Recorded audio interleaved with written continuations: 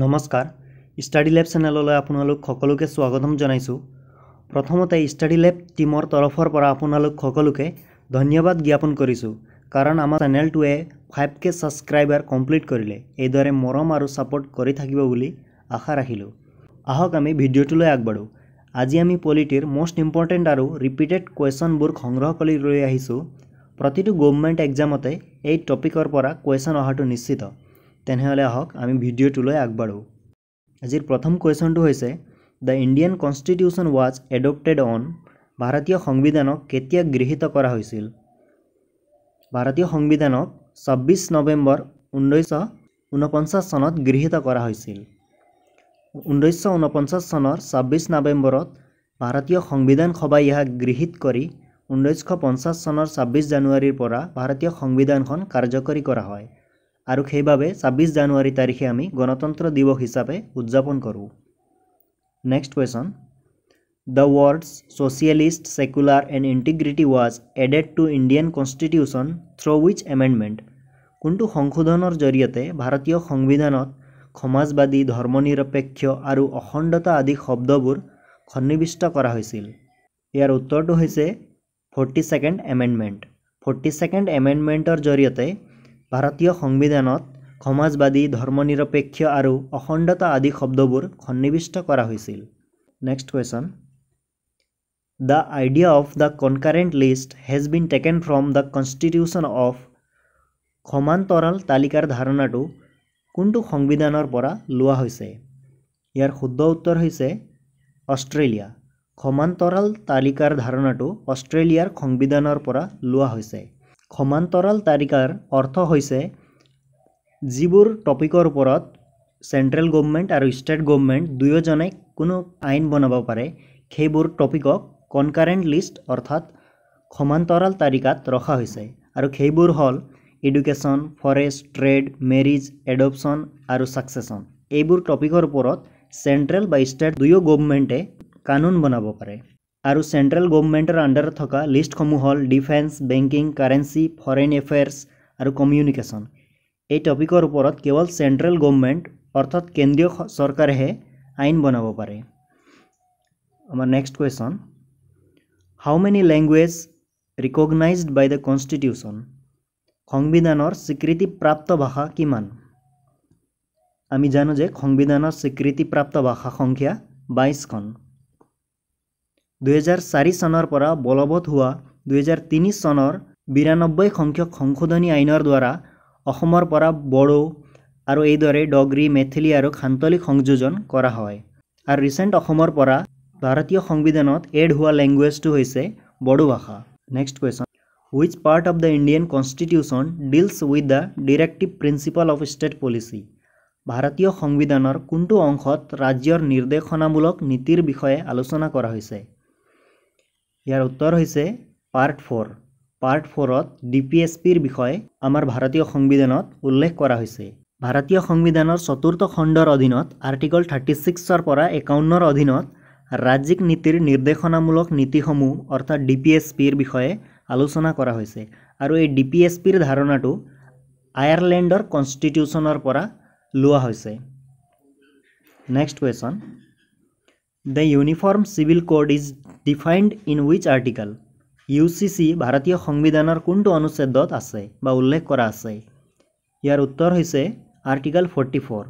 UCCৰ ফুল form হৈছে uniform civil code, আৰু uniform civil code ভাৰতীয় সংবিধানৰ আৰ্টিকল 44ত উল্লেখ আছে।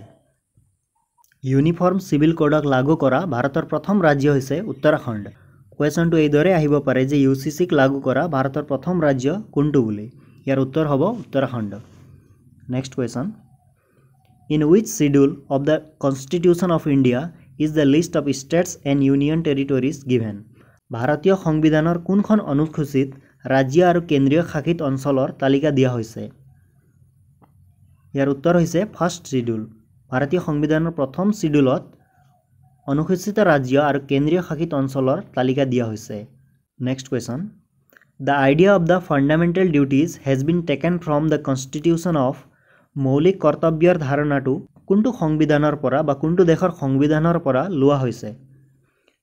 ইয়াৰ শুদ্ধ উত্তৰ হৈছে কনষ্টিটিউশ্যন অফ ৰাছিয়া। ফাণ্ডামেণ্টেল ডিউটিজৰ ধাৰণাটো কনষ্টিটিউশ্যন অফ ৰাছিয়াৰ পৰা বা USSRৰ কনষ্টিটিউশ্যনৰ পৰা লোৱা হৈছে। নেক্সট কুৱেশ্যন, ইণ্ডিয়ান কনষ্টিটিউশ্যন টুক হাউ মেনি ডেইজ টু কমপ্লিট? ভাৰতীয় সংবিধান সম্পূৰ্ণ হ'বলৈ কিমান দিন লাগিছিল? ইয়াৰ উত্তৰ হ'ব 2 years 11 months and 18 days। 2 বছৰ 11 মাহ আৰু 18 দিন সময় লাগিছিল ভাৰতীয় সংবিধান সম্পূৰ্ণ হ'বলৈ। Next question, who is known as the father of fundamental rights in India? ভাৰতত মৌলিক অধিকাৰৰ পিতৃ বুলি বা পিতৃ হিচাপে কাক জনা যায়?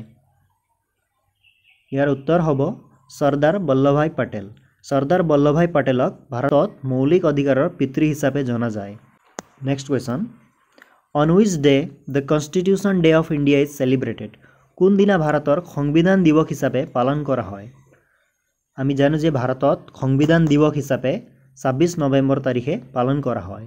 Next question, which of the following constitutional amendment acts was termed as mini constitution? তলৰ কোনখন সাংবিধানিক সংশোধনী আইনক মিনি সংবিধান বুলি অভিহিত কৰা হৈছিল? ইয়াৰ শুদ্ধ উত্তৰ হৈছে 42nd এমেণ্ডমেণ্ট। 42nd এমেণ্ডমেণ্টক ডক্টৰ ভীমৰাও আম্বেদকাৰে মিনি কনষ্টিটিউশ্যন বুলি অভিহিত কৰিছিল। আপোনালোকে যদি সংবিধানখন কেনেদৰে প্ৰস্তুত কৰা হৈছিল, সংবিধান প্ৰস্তুত কৰোঁতে কেনেধৰণে ডিবেট হৈছিল, বা সংবিধানখনত বিভিন্ন আৰ্টিকলসমূহ কোনটো দেশৰ পৰা কেনেদৰে লোৱা হৈছিল, বা সংবিধান সভাই কিদৰে কাম কৰিছিল, সেই বিষয়ে যদি ডিটেইলছক বুজিব বিচাৰে বা চাব বিচাৰে তেনেহ'লে ইউটিউবত উপলব্ধ এই সংবিধান নামৰ ৱেব ছিৰিজ চাব পাৰে। এই ৱেব ছিৰিজ চালে আপোনালোকৰ সকলো ডাউট ক্লিয়াৰ হৈ যাব।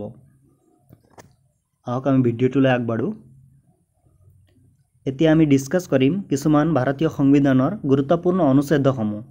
ভাৰতীয় সংবিধানৰ অনুচ্ছেদত 12টা সূচী আৰু 22টা অংশ আছে আৰু ভাৰতীয় সংবিধানৰ পিতৃ বুলি ডক্টৰ BR আম্বেদকাৰক জনা যায়। Under which article of the constitution of India can the president of India be impeached? ভাৰতৰ সংবিধানৰ কোনটো অনুচ্ছেদৰ অধীনত ভাৰতৰ ৰাষ্ট্ৰপতিৰ বিৰুদ্ধে অভিযোগনামা দাখিল কৰিব পাৰি? ভাৰতীয় সংবিধানৰ আৰ্টিকল 61 অনুসৰি বা ইয়াৰ অধীনত ভাৰতৰ ৰাষ্ট্ৰপতিৰ বিৰুদ্ধে অভিযোগনামা দাখিল কৰিব পাৰি আৰু এই অভিযোগনামা লোকসভা বা ৰাজ্যসভা কোনো সদনতে দাখিল কৰিব পাৰি। Next question, under which article of the constitution of India national emergency is mentioned? ভাৰতীয় সংবিধানৰ কোনটো অনুচ্ছেদৰ অধীনত ৰাষ্ট্ৰীয় জৰুৰীকালীন অৱস্থাৰ কথা উল্লেখ কৰা হৈছে? ইয়াৰ উত্তৰ হৈছে আৰ্টিকল 352। আৰ্টিকল 352ৰ আণ্ডাৰত নেশ্যনেল এমাৰ্জেঞ্চিৰ কথা উল্লেখ কৰা হৈছে।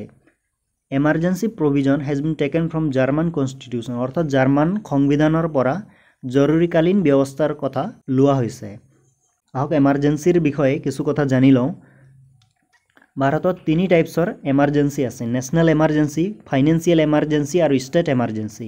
নেশ্যনেল এমাৰ্জেঞ্চি আৰ্টিকল 352ত আছে, সেইদৰে ফাইনেন্সিয়েল এমাৰ্জেঞ্চি আৰ্টিকল 360ত উল্লেখ আছে আৰু ষ্টেট এমাৰ্জেঞ্চি, যাক আমি প্ৰেচিডেণ্টছ ৰুল বুলিও জানো, এইটো আৰ্টিকল 356ত উল্লেখ আছে। নেশ্যনেল এমাৰ্জেঞ্চি প্ৰেচিডেণ্ট অফ ইণ্ডিয়াই ডিক্লেয়াৰ কৰিব পাৰে। কোনো এক্সটাৰ্নেল এগ্ৰেশ্যন, ৱাৰ এইবোৰ ছিটুৱেশ্যনত প্ৰেচিডেণ্ট অফ ইণ্ডিয়াই নেশ্যনেল এমাৰ্জেঞ্চি ডিক্লেয়াৰ কৰিব পাৰে আৰু নেশ্যনেল এমাৰ্জেঞ্চি ডিক্লেয়াৰ কৰাৰ সময়ত আমাৰ সকলো ফাণ্ডামেণ্টেল ৰাইটছসমূহ, মৌলিক অধিকাৰসমূহ নাকচ হৈ যায়। ফাইনেন্সিয়েল এমাৰ্জেঞ্চি আৰ্টিকল 360ত উল্লেখ কৰা হৈছে আৰু ফাইনেন্সিয়েল এমাৰ্জেঞ্চি বৰ্তমানলৈকে ভাৰতত ইমপ্লিমেণ্ট হোৱা নাই। ষ্টেট এমাৰ্জেঞ্চি, যাক আমি প্ৰেচিডেণ্ট ৰুল বুলিও কওঁ, এইটো আছে আৰ্টিকল 356ৰ আণ্ডাৰত আৰু অসমত 4বাৰ প্ৰেচিডেণ্ট ৰুল বা ষ্টেট এমাৰ্জেঞ্চি ডিক্লেয়াৰ কৰা হৈছে। Next, which schedule of the constitution deals with the administration of tribal areas in the 4 north eastern state? সংবিধানৰ কোনখন সূচীত উত্তৰ পূৰ্বাঞ্চলৰ 4খন ৰাজ্যৰ জনজাতীয় অঞ্চলৰ প্ৰশাসনৰ বিষয়ে আলোচনা কৰা হৈছে? ইয়াৰ উত্তৰ হৈছে 6th schedule of the Indian constitution, ভাৰতীয় সংবিধানৰ 6ষ্ঠ অনুসূচীত। ভাৰতীয় সংবিধানৰ 6ষ্ঠ অনুসূচীত উত্তৰ পূব ভাৰতৰ পাহাৰীয়া অঞ্চলৰ অনুসূচিত জনজাতিসমূহক স্বায়ত্তশাসন আৰু আত্মশাসনৰ ব্যৱস্থা কৰা হৈছে আৰু এই 6 শিডিউলৰ আণ্ডাৰত অসম, মেঘালয়, ত্ৰিপুৰা আৰু মিজোৰাম এই 4টা ৰাজ্য আহে। Next question, which article of Indian constitution deals with annual financial statement? ভাৰতীয় সংবিধানৰ কোনটো অনুচ্ছেদত বাৰ্ষিক বিত্তীয় বিৱৰণী সম্পৰ্কে আলোচনা কৰা হৈছে? ইয়াৰ উত্তৰ হৈছে আৰ্টিকল 112, অনুচ্ছেদ 112ৰ অধীনত বাৰ্ষিক বিত্তীয় বিৱৰণীৰ সম্পৰ্কে আলোচনা কৰা হৈছে আৰু যাক আমি বাজেট বুলি কওঁ বা বাজেট প্ৰক্ৰিয়াৰ অংশ হিচাপে প্ৰতি বছৰে সংসদত দাখিল কৰা নাথি হৈছে annual financial statement. Next question, which article of Indian constitution deals with organisation of village panchayat? ভাৰতীয় সংবিধানৰ কোনটো অনুচ্ছেদত গাঁও পঞ্চায়তৰ সংগঠনৰ বিষয়ে আলোচনা কৰা হৈছে? ভাৰতীয় সংবিধানৰ অনুচ্ছেদ 40ৰ আণ্ডাৰত বা আৰ্টিকল 40ৰ আণ্ডাৰত গাঁও পঞ্চায়তৰ সংগঠনৰ বিষয়ে আলোচনা কৰা হৈছে। সংবিধানৰ 40 নং অনুচ্ছেদত গ্ৰাম পঞ্চায়ত স্থাপনৰ কথা কোৱা হৈছে আৰু তেওঁলোকক আত্মশাসনৰ একক হিচাপে কাম কৰিবলৈ প্ৰয়োজনীয় ক্ষমতা আৰু কৰ্তৃত্ব প্ৰদান কৰা হৈছে আৰু এই কথা উল্লেখ আছে 11th শিডিউলত। Next question, article 368 of Indian constitution deals with, ভাৰতীয় সংবিধানৰ আৰ্টিকল 368ত কি উল্লেখ আছে? ইয়াৰ উত্তৰ হৈছে এমেণ্ডমেণ্ট অফ ইণ্ডিয়ান কনষ্টিটিউশ্যন, ভাৰতীয় সংবিধান সংশোধনীৰ বিষয়ে উল্লেখ আছে আৰু এই সংবিধান সংশোধনৰ ধাৰণাটো সাউথ আফ্ৰিকাৰ কনষ্টিটিউশ্যনৰ পৰা লোৱা হৈছে। পৰীক্ষাত কুৱেশ্যন এইদৰেও অহা দেখা যায় যে সংবিধান সংশোধন বা amendment of constitution has been taken from wish country? তেতিয়া এনচাৰ হ'ব আমাৰ south Africa. Next question, which article of Indian constitution deals with fundamental duties? ভাৰতীয় সংবিধানৰ কোনটো অনুচ্ছেদে মৌলিক কৰ্তব্যৰ বিষয়ে আলোচনা কৰিছে? ইয়াৰ শুদ্ধ উত্তৰ হৈছে আৰ্টিকল 51A, অনুচ্ছেদ 51A ভাৰতীয় সংবিধানৰ মৌলিক কৰ্তব্যৰ বিষয়ে আলোচনা কৰা হৈছে আৰু এই মৌলিক কৰ্তব্যৰ ধাৰণাটো USSRৰ সংবিধানৰ পৰা লোৱা হৈছে যাক আমি এতিয়া ৰাষ্ট্ৰীয় বুলি জানো। Next question, article 32 of the constitution deals with, সংবিধানৰ 32 নং অনুচ্ছেদত কি আছে? সংবিধানৰ 32 নং অনুচ্ছেদত আছে ৰাইট টু কনষ্টিটিউশ্যনেল ৰিমেডিজ, অৰ্থাৎ সাংবিধানিক প্ৰতিকাৰৰ অধিকাৰ। আৰ্টিকল 32 কি কয় যে আমাৰ যেতিয়া ফাণ্ডামেণ্টেল ৰাইটসমূহ উলংঘন হয় তেতিয়া আমি ডাইৰেক্ট সুপ্ৰিম কোৰ্টৰ ওচৰত যাব পাৰোঁ। ইয়াকে সাংবিধানিক প্ৰতিকাৰৰ অধিকাৰ বুলি কোৱা হয় আৰু ইয়াকে ডক্টৰ ভীমৰাও আম্বেদকাৰে heart and soul of constitution বুলিও কৈছে আৰ্টিকল 32ক। Next question, which article deals with right to education? কোনটো অনুচ্ছেদ শিক্ষাৰ অধিকাৰৰ বিষয়ে আলোচনা কৰা হৈছে? শিক্ষাৰ অধিকাৰৰ বিষয়ে আলোচনা কৰা হৈছে আৰ্টিকল 21A।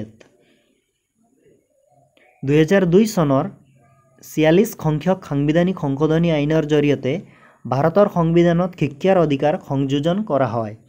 সংশোধনীৰ জৰিয়তে সংবিধানত 21A অনুচ্ছেদ সংযোজন কৰা হৈছে 6 পৰা 14 বছৰৰ ভিতৰত সকলো শিশুকে বিনামূলীয়া আৰু বাধ্যতামূলক শিক্ষা প্ৰদান কৰিব লাগিব বুলি এই সংবিধানৰ অনুচ্ছেদত উল্লেখ আছে।